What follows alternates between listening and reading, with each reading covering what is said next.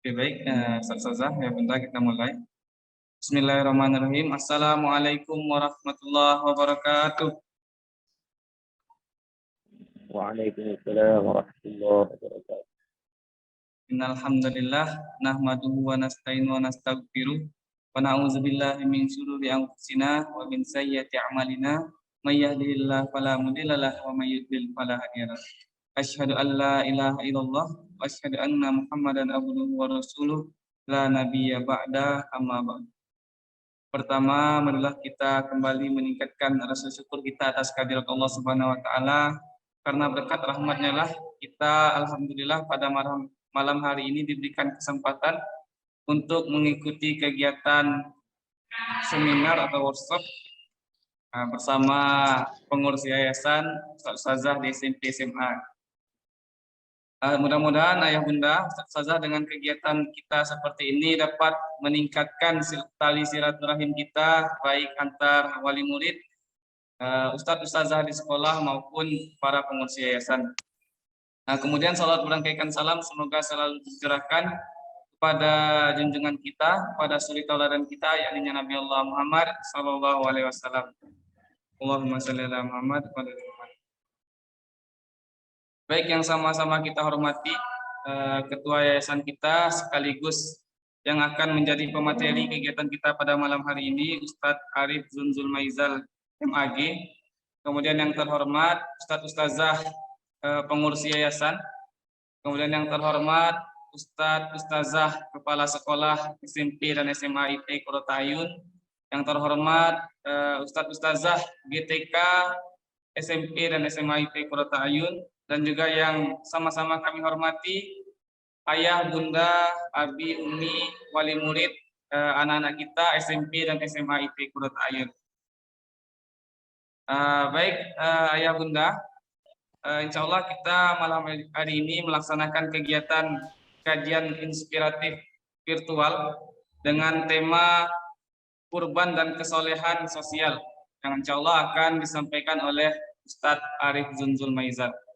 Sebelum itu ayah bunda, mari kita buka kegiatan kita pada malam hari ini dengan lafaz basmalah. Bismillahirrahmanirrahim. Kemudian agar bertambah berkahnya kegiatan kita pada malam hari ini, marilah kita dengarkan pembacaan ayat suci Al-Quran oleh anak kita, yaitu Abisam Multazam Winarto. Pada Abisam, silakan.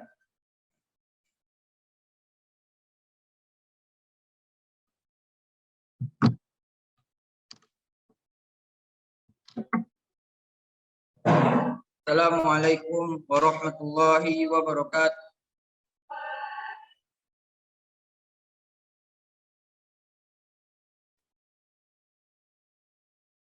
A'udzu billahi minasy syaithanir rajim.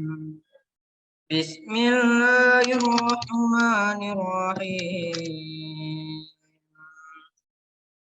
Ar-Rahman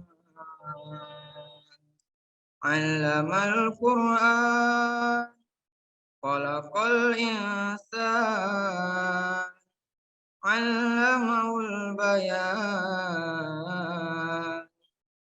asy-syamsu wal qamaru bihusban, wan najmu wasy-syajaru yasjudan, was-samaa'a rafa'aha wa wada'al mizan, alla tatghaw fil mizan wa aqimul wazna bil qisti wa la tukhsirul mizan, wal ardu wad'aha lil anam fiha fakihatun wan nakhlutul akmam wal habbu dzul asfi war rayhan, fa bi ayyi ala'i rabbikuma tukadziban, khalaqal insana min salsalin kal fakhar, وخلق الجن من مارج من نار فبأي آلاء ربكما تكذبان رب المشرقين والرب المغربين فبأي آلاء ربكما تكذبان مرج البحرين يلتقيان بينهما برزخ لا يبغيان فبأي آلاء ربكما تكذبان صدق الله العظيم. Assalamualaikum warahmatullahi wabarakatuh. Waalaikumsalam warahmatullahi wabarakatuh.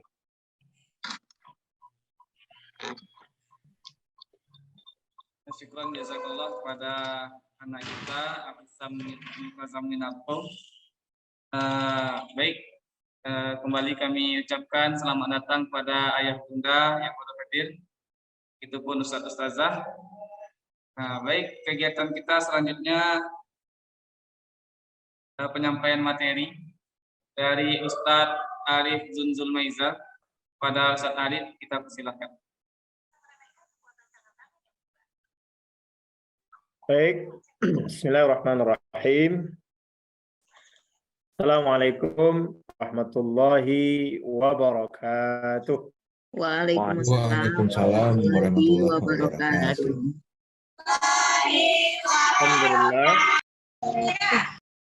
Alhamdulillahilladzi allafa baina qulubina fa asbahna bi ni'matihi ikhwana. Asyhadu an la ilaha illallah wahdahu la syarika lah. Asyhadu anna Muhammadan abduhu wa rasuluhu la nabiyya ba'dah. Allahumma salli wa sallim ala nabiyyina al-karim Muhammadin sallallahu alaihi wasallam wa ala alihi wa sahbihi ajma'in. Baik, yang terhormati Ustadz Ustazah pengurus yayasan, kemudian Ustadz Ustazah pimpinan SMPIT dan SMAIT serta seluruh majelis guru, kemudian yang kami muliakan Bapak Ibu, Ayah Bunda, Wali Murid SMPIT dan SMAIT Qurrata Ayun, dan yang kami banggakan dan kami cintai anak-anak kami siswa-siswi SMPIT. Coba yang di Padang Mage takbir. Nah, coba yang ikhwan kelas 7 di Sungayang takbir. Takbir. Yang akhwat nggak kelihatan ini, belum, masih standby. Oh ada, coba baik yang akhwat takbir. Alhamdulillah. Yang di Sungayang, mana yang akhwat di Sungayang belum hadir? Nah, dalam perjalanan kayaknya. Oke, baik. Baik, Bapak Ibu, Ayah Bunda, Ustadz Ustazah, anak kami yang kami cintai. Pertama kita bersyukur kepada Allah. Alhamdulillah malam ini Allah berikan kesempatan kepada kita untuk mengisi agenda malam minggu kita ini dengan kajian inspiratif. Yang sebenarnya ini adalah bagian dari agenda rutin kita di yayasan ya.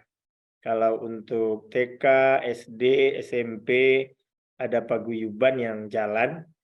Nah, karena SMP, SMA ini sebagian orang tua jauh dari luar daerah, maka memang kita laksanakan dengan secara virtual ya. Mudah-mudahan ini akan menjadi agenda rutin kita kembali di yayasan. Salawat dan salam buat uswah dan qudwah kita, baginda Rasulullah sallallahu alaihi wasallam. Allahumma salli ala Muhammad wa ala ali Muhammad. Setelah mempertimbangkan banyak hal dan berbagai tantangan ya, proses perjalanan pendidikan kita dengan 2 kampus ya. Ada di Padang Mage, ada di Sungayang. Kelas 7 di di Sungayang, kelas 8, 9 dan SMA di Padang Mage. Setelah kita evaluasi, ada kekurang efektifan kita dalam pembinaan proses pembelajaran. Begitu juga ustadz-ustazah kita cukup kewalahan ya mengelola kampus dengan jarak mungkin lebih dari 20 sampai 25 km bolak-balik dari Sungayang ke Padang Mage. Maka kita dari yayasan sudah putuskan insyaallah ya terhitung mulai Juli atau tahun ajaran baru tahun 2023 ini, insya Allah kita akan satukan semuanya di Padang Mage. Insya Allah. Nah, takbir dulu anak Ustaz. Takbir. Kelihatan semangatnya. Hey. Jadi untuk anak-anak Ustaz, khususnya yang kelas 7 ya, yang sekarang hari ini di Sungayang, mungkin kemarin ada info-info kita akan pindah menjelang ujian. Ustaz tegaskan tidak ada ya. Jadi insya Allah silahkan konsentrasi dulu ujian, persiapkan ujiannya dengan baik. Habis ujian nanti terima rapor dan pulang. Nanti baru setelah libur, nah, baru nanti kemudian kita bergabung bersama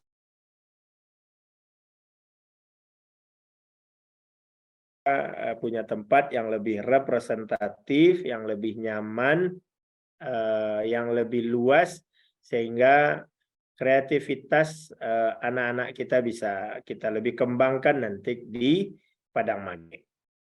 Itu informasi kedua, Bapak Ibu, Ayah Bunda, dan anak-anak Ustadz. Nanti kalau ada pertanyaan nanti di akhir tausiah boleh, tapi perlu kami tegaskan kembali bahwa untuk proses pindah nanti setelah libur ya. Tidak ada pindah menjelang.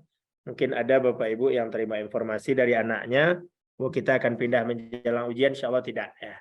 Kita masih menyiapkan lokal baru untuk proses anak-anak kita nanti di Padang Mage, dan insya Allah baru nanti setelah libur baru semua kita pindah ke Padang Mage.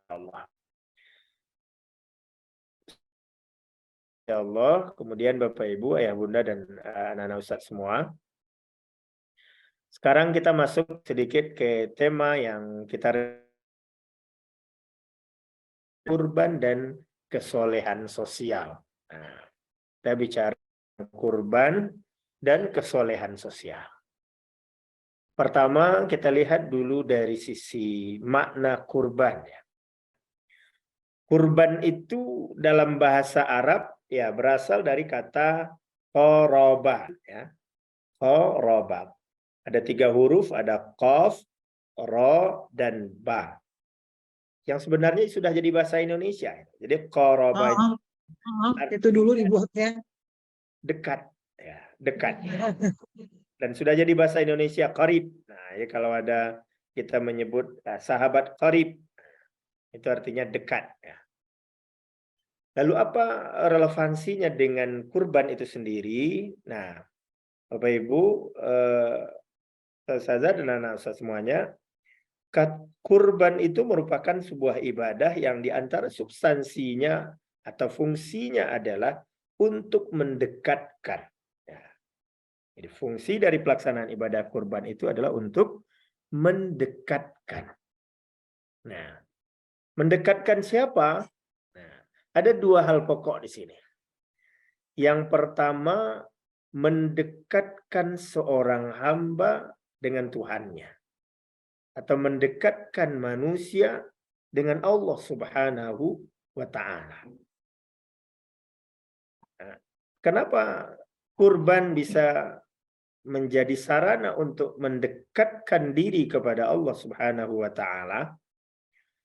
Nah, Bapak Ibu, ketika kita bicara dekat atau kedekatan, Apa di antara bukti seseorang itu dekat? Mungkin dengan seorang teman, apalagi dengan Allah Subhanahu wa taala. Apa bukti kedekatan itu? Bahwa kita rela mendahulukannya, rela mengalah darinya, rela berkorban untuknya. Mungkin kalau kita berteman, anak-anak ustadz berteman, kalau udah dekat itu kita mau berkorban, kita mau mendahulukannya. Ya, kita mau memberikan yang terbaik yang kita miliki untuknya. Maka begitu juga kedekatan kita dengan Allah itu di antara indikatornya, di antara tolak ukurnya adalah sejauh mana kita bisa berkorban untuk Allah. Apakah itu mengorbankan waktu, mengorbankan tenaga, mengorbankan pikiran, termasuk mengorbankan harta. Jadi kualitas dan kuantitas pengorbanan kita itu menunjukkan seberapa dekat dan seberapa cintanya kita kepadanya. Maka orang yang dekat dengan Allah, orang yang cinta kepada Allah, maka dia pasti akan siap berkorban untuk Allah Subhanahu wa taala. Termasuk di dalamnya adalah berkorban harta. Dan di antara bentuk pengorbanan harta yang diajarkan oleh Islam itu adalah dengan melaksanakan ibadah kurban. Menyisihkan sebagian harta kita. Menyisihkan sebagian rezeki kita untuk berkurban. Makanya sebenarnya Bapak Ibu, perintah berkurban ini ya, walaupun hukumnya dikatakan sunat muakkad, tetapi cara Allah memerintahkan itu sebenarnya kita menantinya perintah itu dengan perasaan, ini harusnya sangat menghunjam bagi kita. Bagaimana cara Allah memerintahkan kurban itu? Nah, di dalam surat Al-Kautsar semua inna a'tainaka kal-kautsar. Sebelum Allah perintahkan kita berkurban, Allah ingat dulu. Inna a'tainaka kal-kautsar. Sesungguhnya kami telah berikan kamu yang banyak. Baru setelah Allah menjelaskan itu, Allah katakan, fasholli li rabbika wanhar. Kemudian sholat kurban. Bapak Ibu, ini yang ikhwan. Jadi coba bayangkan ketika ada seorang minta tolong ke kita, tapi sebelum minta tolong dia sebutkan jasa yang telah diberikannya kepada kita. Bu, kemarin kan Bapak sudah saya pinjami uang. Titip satu ya, nanti bekal untuk anak saya ke sekolah. Kira-kira berani tidak kita nolak? Di saat dia sudah katakan jasanya kepada kita, bantuannya kepada kita, lalu setelah itu dia minta kita melakukan sesuatu. Pasti kita tidak akan berdaya menolaknya. Nah, kalau dalam bahasa Minang, impi dakwah untuk menolak. Nah, begitu juga dalam surat Al-Kautsar itu ya. Sebelum Allah minta kita untuk berkurban, Allah ingatkan, saya sudah berikan kepadamu nikmat yang banyak. Nah, baru itu Allah katakan, fasholli li rabbika wanhar. Salatlah dan berkurbanlah. Nah, coba bayangkan itu. Nah, cuma rasa ini juga harus kita pakai kepada Allah. Kadang kepada manusia, kita pasti akan merasa malu, merasa risih, atau tidak berani menolak permintaan orang yang sudah berjasa. Tapi ketika Allah yang sudah menyatakan itu kepada kita, harusnya kita tentu lebih malu. Ketika kita tidak bisa memenuhi permintaan Allah, di saat Allah sudah katakan, inna a'tainakal kautsar. Nah, jadi makanya kadang ayat ini dengan perasaan juga kadang kita nanti ya. Dengan begitu sebelum memerintahkan Allah sudah mengingatkan nikmatnya, lalu kira-kira masih beranikah kita menolak permintaan Allah Subhanahu wa taala? Satu saja Bapak Ibu yang dirahmati Allah. Jadi itu bahwa kurban itu atau dalam bahasa yang lebih umumnya pengorbanan itu adalah bukti kedekatan dan cinta kita kepada Allah. Nah, dalam secara khusus,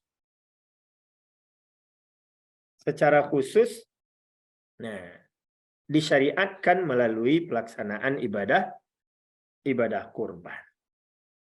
Bapak Ibu yang dirahmati Allah, kalau kita kembali ke sejarah, mungkin pengorbanan itu tidak akan bisa kita lakukan.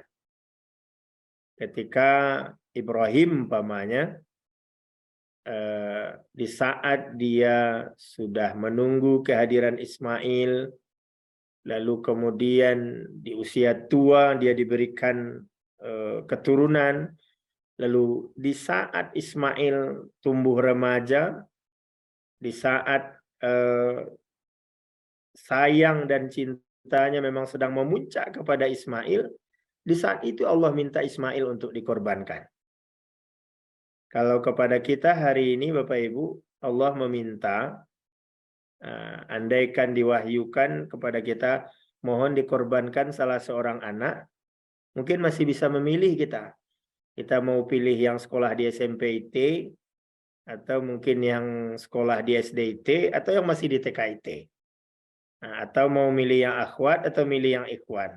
Pilih yang di Sungaiang, atau pilih yang di Padang Mage. Masih bisa milih kita. Ibrahim nggak punya pilihan. Satu-satu anak yang dimiliki waktu itu adalah Ismail. Ismail satu-satunya. Tapi itu yang diminta oleh Allah. Dan Ibrahim membuktikan bahwa kecintaannya kepada Allah itu lebih besar. Makanya dia hampir saja menyembelih Ismail. Maka tentu dengan demikian, ketika kita sudah berani mengorbankan yang terbaik yang kita miliki, termasuk harta kekayaan yang kita miliki, itulah bukti kedekatan kita dengan Allah Subhanahu wa Ta'ala. Lalu jangan bilang kita merasa dekat dengan Allah kalau kita tidak berani berkurban untuk Allah Subhanahu wa Ta'ala. Orang kalau cinta sesuatu pasti rela berkorban. Anak-anak ustadz umpamanya atau Bapak Ibu yang punya hobi pasti rela habis-habisan untuk hobi itu. Yang hobi olahraga umpamanya ya beli sepatu bolanya mungkin sekian. Yang suka bulu tangkis beli raketnya, yang hobi mancing beli pancingannya dan seterusnya. Nah, atau kadang untuk hal-hal yang mungkin tidak berguna, banyak orang yang juga bisa berkorban. Nah, tetapi bagaimana dengan Allah Subhanahu wa Ta'ala? Sejauh mana kita bisa berkorban? Makanya seperti yang dikatakan tadi, yang pertama, kurban itu substansinya adalah mendekatkan kita dengan Allah. Maka ketika kita sudah memberikan yang terbaik yang kita miliki, diantaranya dengan melaksanakan ibadah kurban, itulah bukti cinta dan dekat kita dengan Allah Subhanahu wa Ta'ala. Itu yang pertama. Yang kedua, korban itu, Bapak Ibu, anak-anak ustaz semuanya, itu juga mendekatkan kita dengan sesama. Jadi dia tidak hanya memiliki makna vertikal, membangun kedekatan kita dengan Allah, ya dengan yang di atas, tapi kurban juga diharapkan membangun kedekatan kita dengan sesama. Atau yang hari ini kita sebut dengan kesolehan sosial. Jadi kurban menuntun kita punya kesolehan secara vertikal, kesolehan secara individual, sekaligus juga soleh secara sosial. Nah, walaupun Bapak Ibu, anak-anak ustadz semuanya, pada dasarnya setiap ibadah yang diperintahkan oleh Allah mengandung dua dimensi itu. Jadi ada nilai-nilai kesolehan vertikalnya dan ada nilai kesolehan sosialnya. Sebutlah, apa saja umpamanya sholat. Dengan sholat itu kita disuruh memperbaiki hubungan secara vertikal. Kita menghadap kepada Allah Subhanahu wa Ta'ala. Nah, coba anak-anak ustaz, pertanyaannya. Begitu kita selesai menghadap Allah, apa kalimat yang kita baca untuk menghentikan proses menghadap kita kepada Allah dan kembali ke muka bumi. Apa kalimat yang menghubungkannya? Atau dengan kalimat apa kita tutup sholat kita? Apa kalimat yang kita pakai untuk menutup sholat? Assalamualaikum warahmatullahi ke kanan. Assalamualaikum warahmatullahi ke kiri. Ya. Artinya apa? Setelah kita selesai menghadap Allah, kita kembali ke bumi, kita kembali bersama manusia untuk apa? Untuk menebar keselamatan kepada orang-orang yang ada di sekitar kita. Gak salah anak-anak Ustadz ya, kalau ada habis sholat, lalu kemudian jahil sama teman. Habis sholat, lalu kemudian mengganggu teman. Karena apa? Karena tuntutan kita setelah sholat itu apa? Menebarkan keselamatan. Makanya sholat kita ditutup dengan Assalamualaikum, Assalamualaikum. Puasa apalagi? Ya. Dengan menjalani ibadah puasa kita diajarkan menyadari kehadiran Allah dalam kehidupan kita. Sekaligus kita diajarkan merasakan penderitaan orang miskin. Jadi ada kesolehan vertikalnya, ada kesolehan vertikalnya.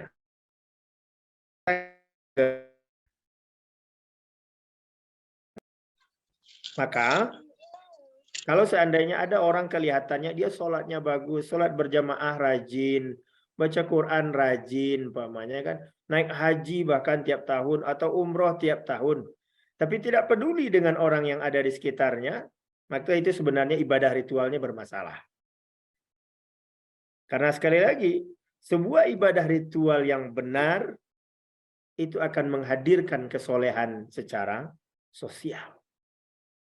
Nah, inilah yang hari ini Bapak Ibu yang agak timpang dalam kehidupan umat Islam ya. Mohon maaf, sebagian umat Islam banyak mengejar ibadah ritual, tapi mohon maaf, ibadah ritual yang dilakukan belum berdampak kepada kesolehan sosial. Nah, seperti dalam konteks kurban ini umpamanya. Dengan kurban ini kita melaksanakan ibadah ritual sebagai bukti kesolehan individual, sekaligus juga bukti kesolehan sosial. Artinya apa? Bukti kepedulian kita kepada sesama. Bukti kita rela berkorban untuk sesama. Bukti kita mau berkorban untuk orang lain. Nah, maka kan kalau kita berkorban untuk orang lain, Bapak Ibu, mohon diingatkan juga nanti, atau termasuk kita yang berkorban, kadang kan masih ada peserta kurban. Begitu setelah selesai penyembelihan, lalu kemudian dia sedikit dapat dari jatah yang seharusnya. Akhirnya dia marah-marah sama panitia. Woi, saya ini peserta ini kok sedikit dapat. Lupa dia bahwa sekarang itu dia sedang berkorban. Gitu. Dia sedang belajar mendahulukan kepentingan orang lain daripada dirinya sendiri. Makanya kalau saya sering katakan kalau ada peserta kurban masih komplain-komplain juga kalau seandainya karena kondisi tertentu panitia memberikan keterbatasan lalu marah-marah, kasih aja sama dia, sembelih aja sendiri di rumah, itu dia semuanya. Kalau berkurban itu kita sedang berkorban, artinya apa? Andaikan kurang jatah kita, ya namanya berkorban, memang kita kan mendahulukan orang lain. Nggak mesti marah-marah juga, nggak dapat kaki, nggak dapat hati, nggak dapat ini gitu. Lupa dia bahwa dia sedang mendahulukan orang lain. Gitu juga umpamanya yang lain, panitia.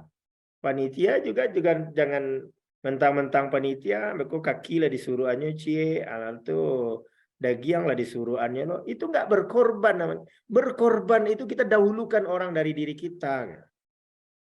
Termasuk sebagai masyarakat, gitu kan.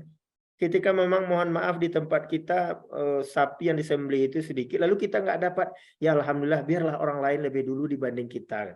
Dia lebih butuh daripada kita. Itu yang berkorbannya. Dan itulah yang kesolehan sosial. Belajar kita mendahulukan orang lain dari diri kita. Sehingga ironi kalau ada orang berkorban tapi mencak-mencak nggak dapat daging korban. Ada panitia kurban tapi menyembunyikan daging korban dan ya. Atau ada masyarakat yang ngomel-ngomel kalau tidak terima. Nah, Itulah sebuah kesolehan sosial. Dan sekali lagi, kesolehan sosial itu tidak bisa.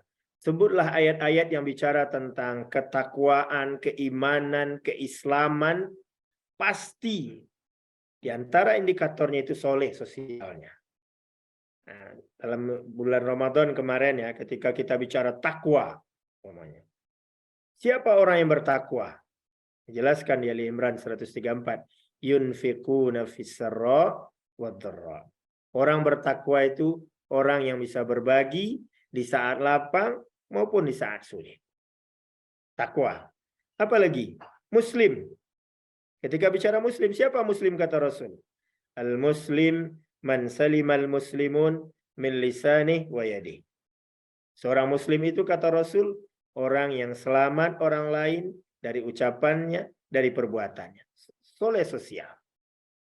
Apalagi kesempurnaan kebaikan. Allah katakan dalam Al-Quran, laisal birra lan tanalul bir, kamu tidak akan sampai kepada puncak kebaikan hatta tunfiqu mimma tuhibbun, sebelum kamu bisa memberikan yang kamu cintai. Jadi kalau nambah lebih-lebih degen ke orang baru yang tak pakai, itu biasa baru. Kebaikan yang sempurna itu kalau kita bisa memberikan sesuatu yang kita cintai. Apalagi standar seorang mukmin terbaik, apa kata Rasul? La yu'minu ahadukum hatta yuhibba li akhihi ma yuhibbu li nafsihi. Tidak sempurna iman seseorang sehingga sampai dia mampu mencintai saudaranya seperti dia mencintai dirinya sendiri. Kesolehan sosial. Apalagi sebutlah. Keimanan. Siapa manusia terbaik kata Rasul? Khairun nas anfa'uhum linnas. Sebaik-baik manusia adalah manusia yang paling bermanfaat bagi orang lain. Jadi kualitas keimanan kita di depan Rasul, di hadapan Allah, tergantung sejauh mana kita mampu memberikan manfaat bagi orang lain. Begitu juga sebaliknya, ketika nanti di akhirat ditanya kepada orang, ma salakakum fi saqar? Apa yang membuat kalian masuk neraka? Ada dua. Lam naku minal musallin, tidak sholat. Yang kedua, lam yakun nut'imul miskin. Tidak membantu orang miskin. Jadi tidak soleh secara individu dan tidak soleh secara sosial. Nah, maka inilah yang harus kita imbangkan ya. Kita harus soleh secara individual. Sholat 5 waktu berjamaah, sholat sunat kita jaga, tahajud, qiyamul lail, baca Quran dan seterusnya. Tapi jangan lupa, kita juga harus soleh secara sosial. Perhatikan tetangga kita, perhatikan saudara kita, berinfak, berzakat, berdonasi, berkurban, hatta peduli dengan kehidupan saudara-saudara kita. Dan itulah wujud dari kesolehan sosial. Maka sebenarnya sekali lagi belum bisa dikatakan benar ibadah ritual kita kalau secara sosial kita belum bisa soleh. Dan kesolehan secara sosial ini juga merupakan ibadah yang istimewa yang bisa mengantarkan orang ke dalam surga. Nah, di grup sekolah itu saya pernah kirim sebuah video ya, video ceramah seorang syekh di Timur Tengah, di Maroko, di mana dia bermimpi 3 malam berturut-turut bahwa dikatakan dalam mimpinya bahwa si Fulan bin Fulan yang tinggal di Mekah, di alamatnya di situ, dia ahli surga. Malam pertama dia bermimpi itu. Malam kedua dia bermimpi itu lagi, bahwa dia bertemu dengan Rasul dan Rasul menyampaikan kepadanya si Fulan bin Fulan yang tinggal di situ itu ada ahli surga, kata Rasul kepadanya dalam mimpinya. Hari ketiga dia masih mimpi yang sama. Maka dia yakin mimpi itu tidak bohong. Itu adalah sebuah ilham. Maka kemudian dia segera menuju Mekah dan menghubungi rekan-rekannya di Mekah Anak-anak Ustadz yang di Padang Mage, mohon perhatikan nak. Ustadz Ustazah yang di Padang Mage, mohon dikawal anak-anak kita. Nah, oke. Ya, anak-anak Ustadz yang di Padang Mage, ya, kelas Ikhwan, mohon perhatikan. Nah. Oke, aktivitas antum itu dilihat oleh orang tua semua ya. Coba perhatikan baik-baik. Ya.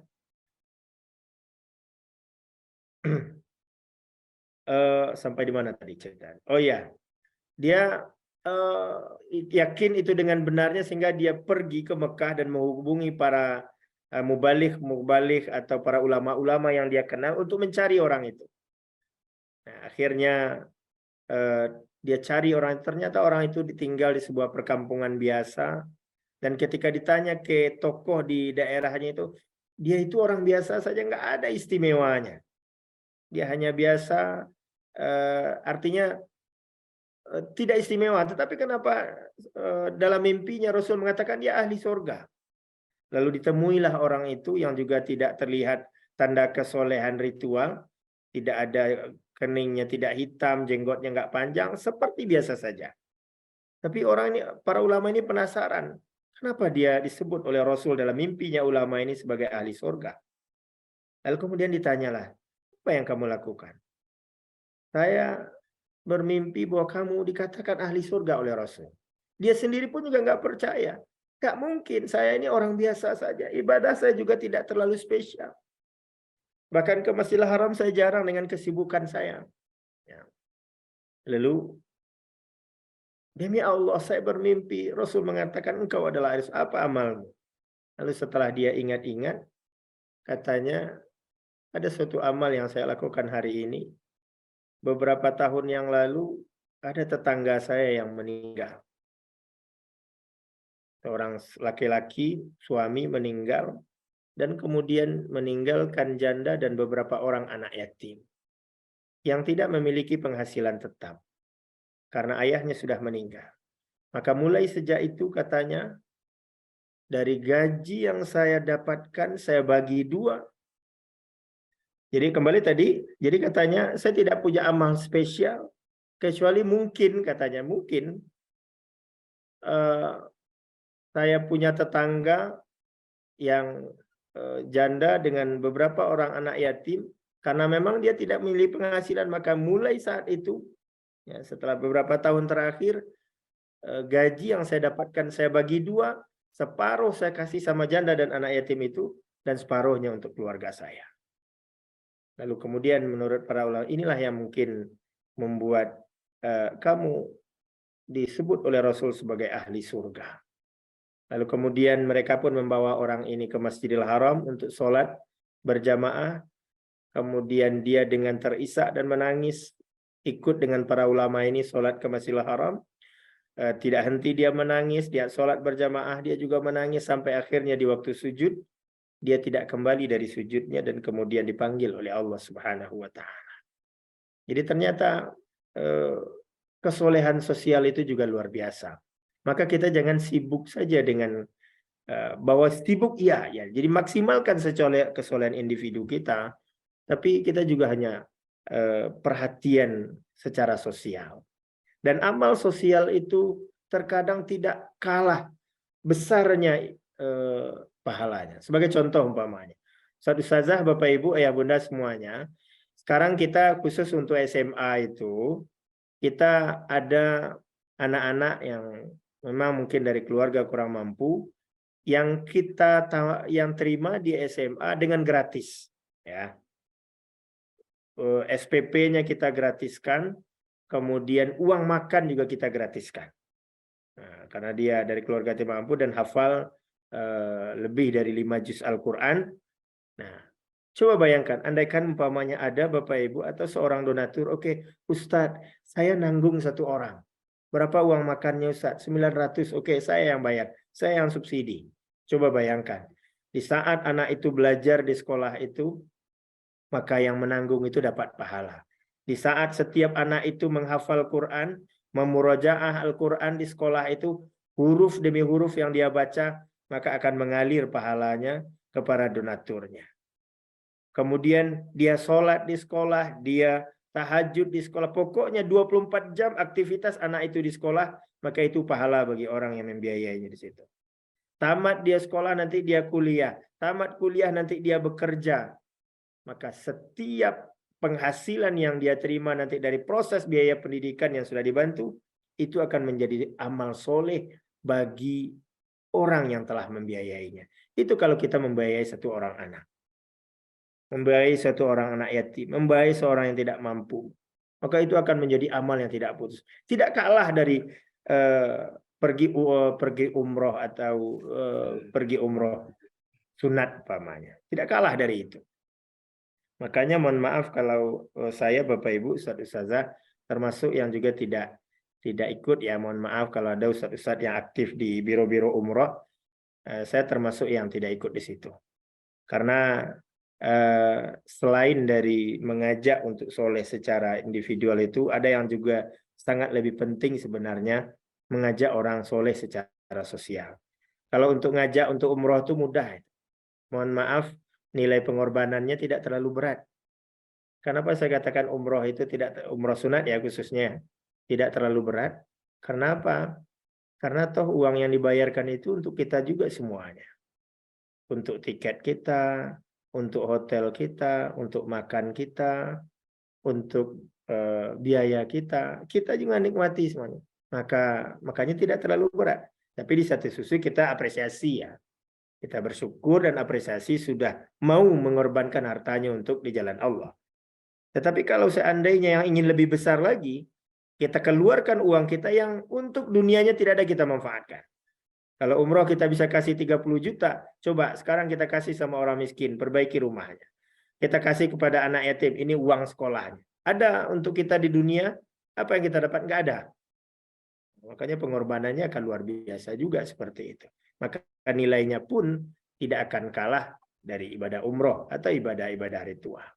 Bapak Ibu Ustazah, itu hal yang mungkin bisa kita sampaikan. Jadi pada prinsipnya kurban selain dari mengajarkan kita untuk soleh secara individu, bagaimana kita melatih pengorbanan kepada Allah, yang tidak kalah pentingnya dia juga mengajarkan kita soleh secara sosial. Dalam hal apa? Kurban mengajarkan kita al-ithar, ya. Belajar berkurban untuk orang lain, belajar mendahulukan kepentingan orang lain dari diri kita. Maka jangan sampai kita berkurban tapi kita masih ego, kita masih mendahulukan kepentingan kita dibanding kepentingan orang lain.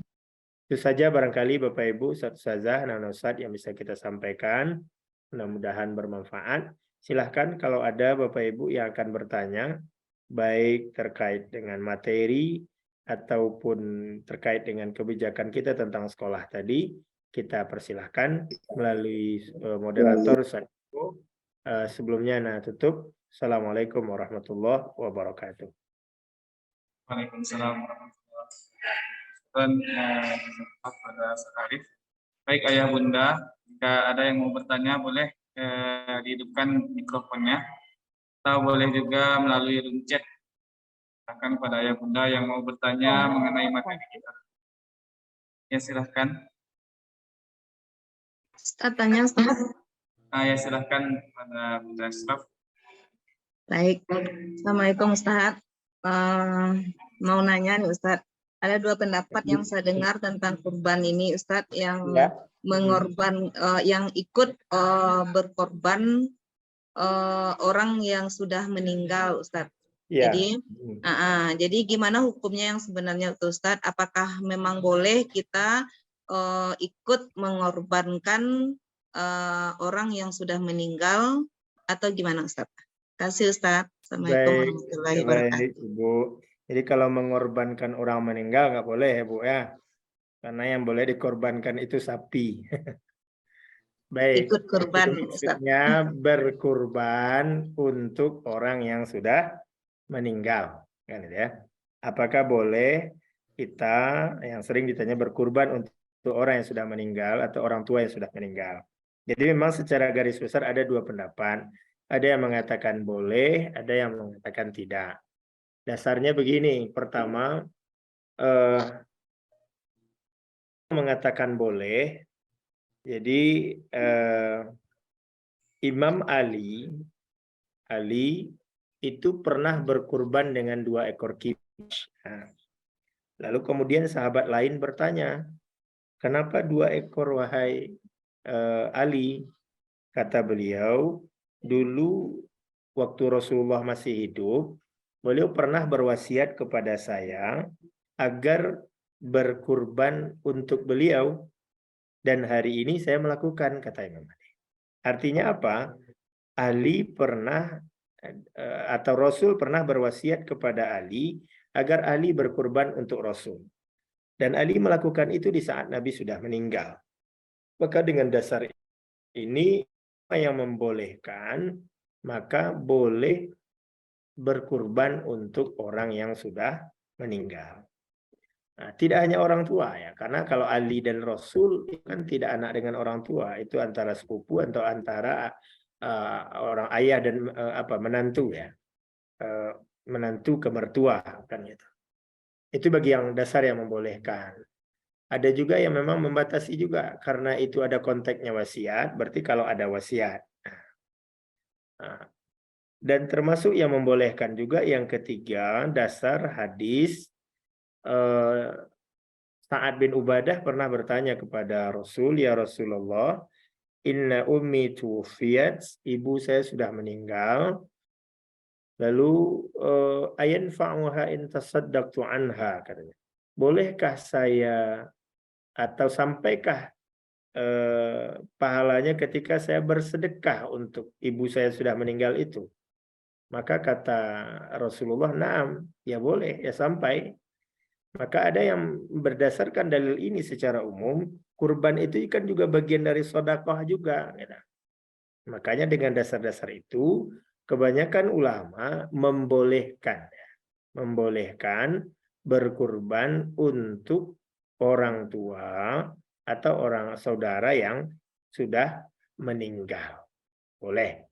Nah, ada juga sebagian kecil yang tidak membolehkan karena memang seperti tadi, tidak ada perintah langsung dari Rasul atau praktek langsung. Nah, tapi bagi yang mengatakan boleh praktek langsung dari Rasul tidak ada, tapi Ali melakukan itu juga atas wasiat Rasul.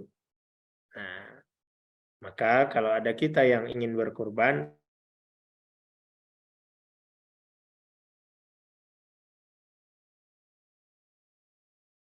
untuk orang tua, karena di antara amal yang bisa kita lakukan untuk orang tua yang sudah meninggal itu adalah bagaimana kita menyisihkan sebagian dari penghasilan atau harta kita untuk orang tua kita. Nah, jadi baik dengan berkurban atau dengan berwakaf atau dengan bersedekah, itulah cara kita mengirimkan harta kita. Di salah satu video saya Bapak Ibu di TikTok, saya sedang mencoba juga aktif menyampaikan video-video pendek di TikTok itu. Saya sampaikan begini, kalau dulu di waktu kecil ya, Bapak Ibu khususnya umpamanya, kita dikasih oleh orang tua kita belanja setiap pagi. Mungkin ada yang 100, 200 waktu itu ya. Nah, setiap pagi kita dikasih belanja orang tua. Nah sekarang kenapa tidak ya? Setiap pagi juga ketika Bapak Ibu yang ke masjid umpamanya bawa uang 2.000 atau bawa uang 5.000, atau kalau kita ya agak bagus lagi bawa uang 10.000, datang ke kotak masjid, ya Allah, sebagaimana dulu saya di waktu kecil setiap hari dibeli belanja oleh ibu saya, oleh ayah saya, maka ya Allah hari ini setiap hari juga saya akan kirimkan belanja untuknya di hadapan-Mu ya Allah. Setiap pagi, walaupun cuma 2.000 atau 5.000. Kita sisihkan harta kita untuk ayah dan ibu kita. Atau kalau kita dulu kuliah ya, setiap bulan mungkin dapat wesel. Kalau dulu ya kita di zaman kita kuliah mungkin bisa transfer di wesel atau dikirimkan atau kita jemput belanja ke kampung setiap bulan. Maka pastikan juga Bapak Ibu dari penghasilan yang atau gaji yang kita terima hari ini harus juga kita siapkan sekian persen juga untuk kita kirim untuk ayah ibu kita. Apakah dengan membantu tetangga atau dengan berwakaf umpamanya. Pastikan juga karena tentu sangat kikir kita mereka yang sudah berkorban luar biasa untuk kehidupan kita, tapi mereka tidak ikut menikmati gaji dan penghasilan yang kita terima sebagai buah dari pengorbanan mereka. Itu mungkin Ibu jawabannya, Ibu Bunda Ashraf. Ya. Ya, sama Bu. Baik, Ustaz, ada pertanyaan kedua, Ustaz, dari wali murid kita nih, Ustaz, dari Ya. Umi Amirah, dari Ustazah Endang, ya, Ustaz. Baik. Untuk satu korban, apakah bisa untuk atas nama sekeluarga atau hanya untuk satu orang saja? Kalau untuk satu keluarga boleh, ya. Kalau untuk satu keluarga boleh. Yang tidak boleh itu memang satu bagian dari hewan kurban itu minimal untuk satu orang, ya. Jangan sampai satu bagian yang sepertujuh itu rame-rame. Nah, tapi kalau atas nama satu keluarga, jadi kurban yang kita lakukan itu sudah mencakup untuk satu keluarga. Jadi walaupun daftar nama yang didaftarkan itu nama ayah umpamanya, tapi itu sudah masuk istri dan anak-anak di dalam. Atau sebaliknya ketika yang didaftarkan itu nama istri, itu sudah masuk suami dan anak-anak. Sehingga tidak perlu dulu bagaduh Bapak Ibu, nama ambo masukkan lagi, ya nggak perlu dulu. Nah, terserah nama siapa yang mau didaftarkan, tapi ketika kita sudah daftar satu, itu sudah terhitung untuk satu keluarga. Oke, mungkin sudah cukup. Mungkin Ustaz Eko, nggak ada lagi? Sepertinya tidak ada lagi ya Bunda. Nah, kalau seandainya terpikir nanti pertanyaan, nah boleh di chat ya, Ustaz. Ya, boleh nanti melalui Ustazah juga boleh nanti disampaikan ke Ustazah. Jika mungkin belum terbayang pertanyaan sekarang, mungkin setelah ditutup nanti kegiatan kita baru terpikirkan pertanyaan, nah boleh melalui Ustazahnya ya Bunda, atau melalui grup-grup kita yang ada di grup wali murid per kelas, nah, bisa ditanyakan di sana ya Bunda. Nanti insya Allah akan kita sampaikan kepada Ustaz Arif dan juga akan disampaikan kembali jawabannya. Mungkin demikian Ustazah ya Bunda kegiatan kita pada malam hari ini. Nah, jadi yang dapat kita ambil tadi bahwasanya kurban ini selain meningkatkan kesolehan kita secara individual, juga dapat meningkatkan kesolehan kita secara sosial. Nah, selain itu kurban ini juga menjadi bukti kedekatan kita dan ketaatan kita kepada Allah Subhanahu wa taala, dan juga dapat menjadi bukti kedekatan kita kepada sesama. Mungkin demikian kegiatan kita, kajian virtual kita pada malam hari ini. Mari kita tutup dengan lafaz hamdalah. Alhamdulillahirrahmanirrahim. Dan kita sempurnakan dengan doa kafatul majelis. Subhanakallahumma wa bihamdika asyhadu an la ilaha illa anta astaghfiruka wa atubu ilaik. Sekali lagi terima kasih kepada Ayah Bunda yang sudah meluangkan waktunya untuk hadir kegiatan kita pada malam hari ini. Baik, karena sebagai moderator mohon maaf jika terdapat kata-kata yang salah. Kita tutup, tutup dengan assalamualaikum warahmatullahi wabarakatuh. Waalaikumsalam. Waalaikumsalam warahmatullahi wabarakatuh.